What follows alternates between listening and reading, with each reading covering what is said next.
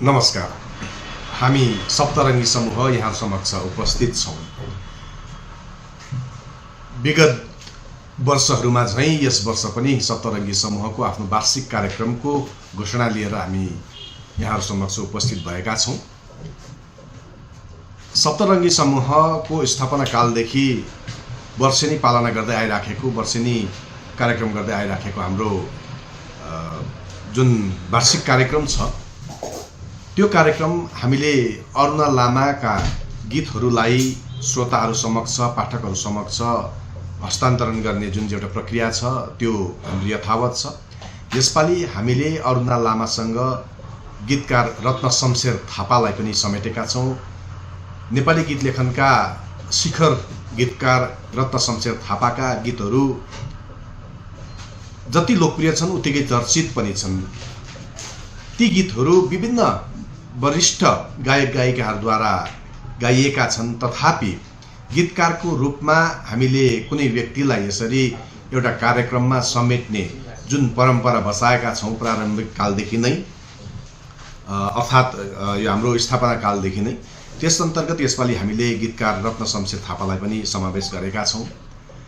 अनि त्यसै अनुसार नेपाली गीत सङ्गीतको क्षेत्रमा आफ्नो अतुल्य योगदान दिए बापत एकजना कलाकारलाई हामीले अजम्बरी लाइफ टाइम अचिभमेन्टद्वारा पनि अलङ्करण गर्ने एउटा कार्यक्रम राखिराखेका छौँ र विगत वर्षहरूमा हामीले यो कार्यक्रम गर्दै आइराखेका छौँ र यस वर्ष पनि हामीले अजम्बरी लाइफ टाइम अचिभमेन्ट अवार्ड घोषणा गर्नेछौँ। त्यस सँगसँगै गोपाल सुब्बा सप्तरङ्गी समूहका एकजना संस्थापक सदस्य, एकजना वरिष्ठ बाँसुरी वादक कलाकार हुन् र उनको मृत्युपछि हामीले उनको स्मरणमा उनको नाममा एउटा पुरस्कार आयोजना गरेका छौँ, गोपाल सुब्बा स्मृति पुरस्कार, र आज हामी त्यसको पनि घोषणा गर्न लागिराखेका छौँ। आगामी 27 सेप्टेम्बर 2026 को दिन सम्पन्न हुने यस कार्यक्रम अन्तर्गत हामीले अरुणा लामाका गीतहरू अनि रत्न शमशेर थापाका गीतहरू प्रस्तुत गर्नेछौँ।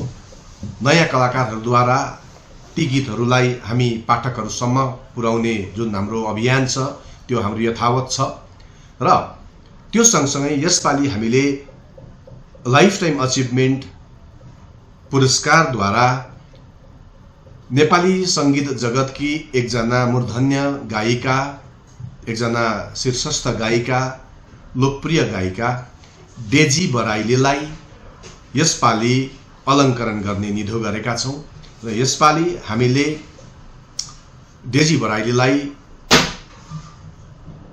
यो हाम्रो जुन अजम्बरी सम्मान छ त्यसले अलङ्करण गर्नेछौँ भने गोपाल सुब्बा स्मृति पुरस्कारले हामी नेपाली सङ्गीत जगतमा सङ्गीतकारको रूपमा जति स्थापित छन् एकजना वाद्यवादकको रूपमा, त्यसमा पनि एकजना भायोलिन वादकको रूपमा उहाँ अहिलेसम्म पनि साधनारत हुनुहुन्छ र ऊ बेलादेखि यो बेलासम्म आफ्नो साधना, आफ्नो समर्पण र आफ्नो कलालाई नेपाली सङ्गीतको निम्ति सुम्पिँदै आइरहने एकजना वरिष्ठ अग्रज कलाकार हुनुहुन्छ एनके खड्का र श्रीमान एनके खड्कालाई यसपालिको गोपाल सुब्बा स्मृति पुरस्कार प्रदान गरिने पनि हाम्रो सङ्घले निर्णय गरेको छ र यो कार्यक्रम आगामी 27 सेप्टेम्बर 2026 को दिन एउटा विराट कार्यक्रम आयोजना गरेर हामी अलङ्करण गर्नेछौँ